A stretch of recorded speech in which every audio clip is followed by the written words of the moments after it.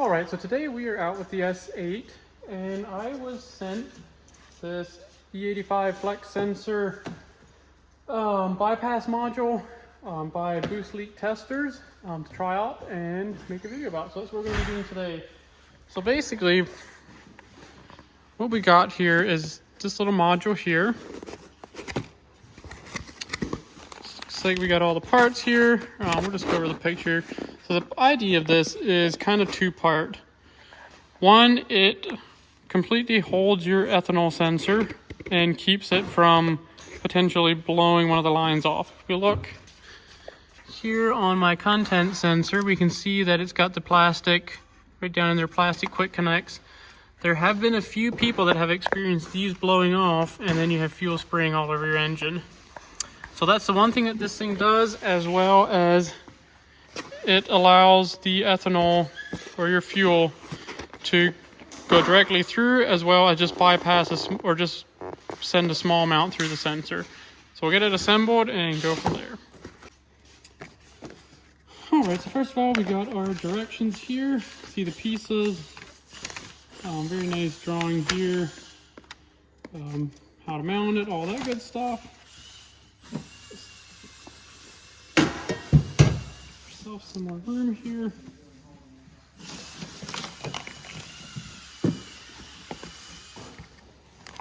So the first package, got some screws and the Allen key to assemble it.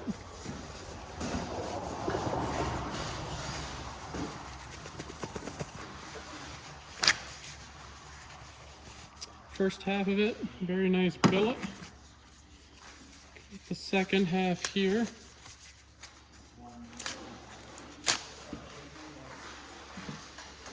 So again, very nicely built.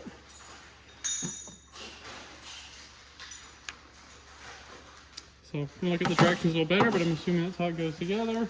Here we got O-rings, some more O-rings, and a few fittings. So let's look at the directions. Actually, let's lay some of these out.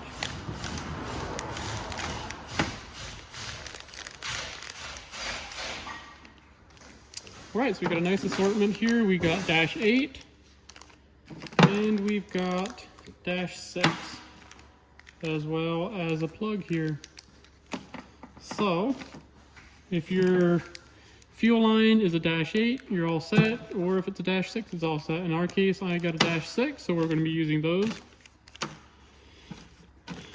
Here we got the screws, and I'm assuming that's what's actually going to bolt the unit together. The next step is going to be pulling my content sensor out and getting it mounted in here.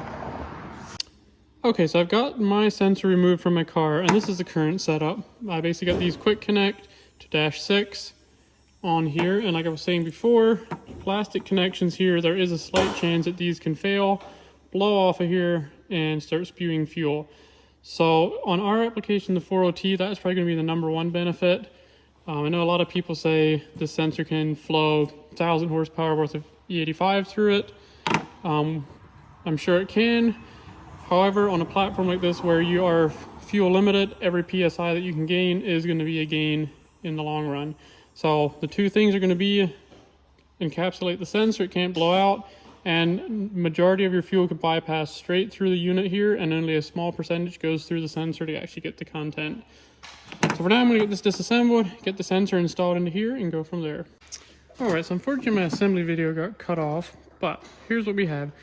2 of these O-rings, actually not this particular one. So we had total of 5 O-rings. These 2 are my spares, but 2 of the small O-rings will go on one end, pressed into the housing, not on the fitting, 2 on this side. And then this one big one goes right in the middle, as we can see right here. So this O-ring will go sit right in that groove. And then the unit slides together. You got a bolt here and a bolt here. Bolts the 2 together. At which point now your sensor is completely encapsulated in here. It can't go side to side. And majority of your fuel can go right through the unit. If you can see there, fully open, and a small percentage can come up through the unit and get you your ethanol content. The other cool thing about this is we got in, well, you can have in at any point. You can have your fuel coming in pretty much at any point in these fittings, but you can use this as a fuel distribution block. You got a total of 4 ports. So one can be your feed, and if you're feeding multiple rails, you can have your feed coming off of here. So in my case, I actually have a splitter right coming off of here to go to each bank. If I would have had this from the beginning, I could have plumbed it right off of here. One to say bank 1, one to bank 2, or depending how you mount it, you might want bank 1 and bank 2 coming off the bottom. But in either way, they do come with plugs, so for the time being, I'm just going to plug the bottom. And I'm going to go ahead, we got dash 8 as well as dash 6, as I said. I am just going to go ahead with the dash 6. So we got a little lube on there.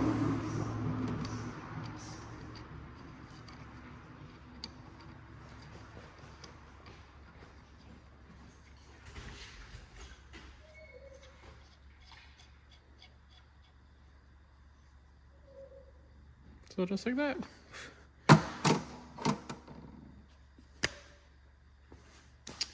See, here's another dash 6.